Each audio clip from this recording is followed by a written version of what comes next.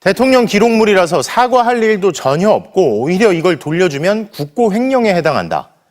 그럼 국고에 귀속하면 되는 대통령 기록물인데 뭐가 문제가 된다고 박절하지 못했다는 얘기가 나왔던 건지.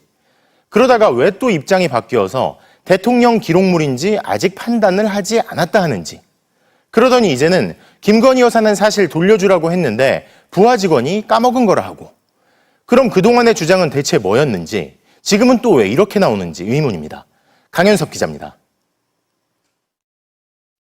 대통령실은 지난 1월 19일 김건희 여사의 명품백 의혹에 대해 처음 입장을 밝혔습니다.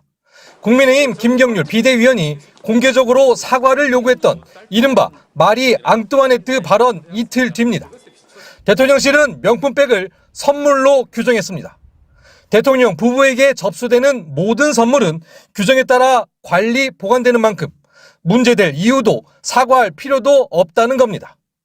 여건대 친윤 핵심은 이미 국가 재산이 됐으니 돌려줄 수 없다고까지 주장했습니다. 절차를 거쳐가지고 국고에 기속된 물건을 반환하는 것은 국고 횡령이에요. 그 누구도 반환 못합니다. 그건 대한민국 정부 거죠.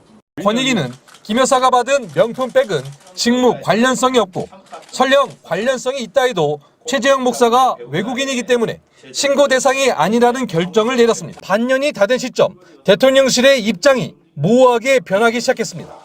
아직 국가 기록물인지 판단하지 않았다고 국회에서 공식적으로 답변을 내놓은 겁니다.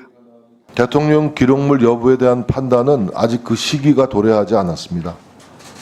보통 금년 말까지 그 판단을 해야 되는데 명품백이 대통령 기록물로 분류돼 이미 국고로 기속됐다는 기존 입장을 뒤집고 아직 성격이 불분명한 상태로 그저 보관 중인 상태로 되돌려버린 겁니다. 급기야 김 여사가 바로 반환을 지시했다는 진술까지 나온 겁니다. 김 여사가 명품백 성격을 모른 채 곧바로 돌려주라고 지시했다면 김 여사를 처벌하긴 어려워집니다.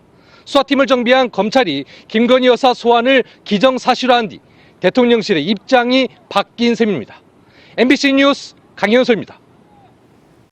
명품백 사건과 관련해 김건희 여사 측에서 새로운 주장을 내놨습니다. 디올백을 받은 날 김 여사가 부하 직원에게 가방을 다시 돌려주라고 했다는 건데요. 그럼 왜 안 돌려줬느냐? 직원이 까먹었다는 겁니다. 이런 가운데 김 여사 측은 검찰에 나가 조사받는 건 거듭 안 된다는 입장입니다. 김상훈 기자가 보도합니다.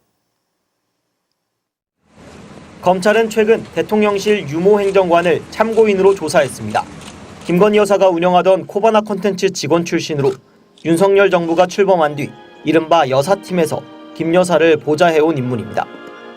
유 씨는 최재형 목사가 김 여사에게 디올백을 건넨 재작년 9월 13일 당일 김 여사로부터 가방을 돌려주라는 말을 들었다고 검찰에 진술했습니다. 그런데 깜빡 잊어버려 디올백을 돌려주지 못했다는 겁니다. 유 씨의 진술 내용은 김건희 여사 변호인이 언론에 공개했습니다. 김 여사 변호인은 자신이 김 여사에게도 반환 지시를 직접 확인했다고 했습니다.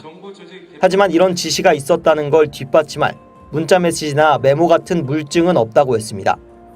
이제서야 해명에 나선 것도 의문입니다. 지난해 11월 디올백 영상이 공개된 뒤 반년이 넘도록 대통령실은 김 여사의 반환 지시를 공개하지 않았습니다. 윤석열 대통령도 올해 2월과 5월 두 차례 해명 기회가 있었지만 마찬가지였습니다. 제 아내의 현명하지 못한 처신으로 국민들께 걱정 끼쳐드린 부분에 대해서 사과를 드리고 있습니다. 최 목사는 300만 원짜리 디올백 말고도 180만 원 상당의 샤넬 화장품과 40만 원대 듀어스 27년산 위스키도 김 여사에게 줬다고 주장하고 있습니다.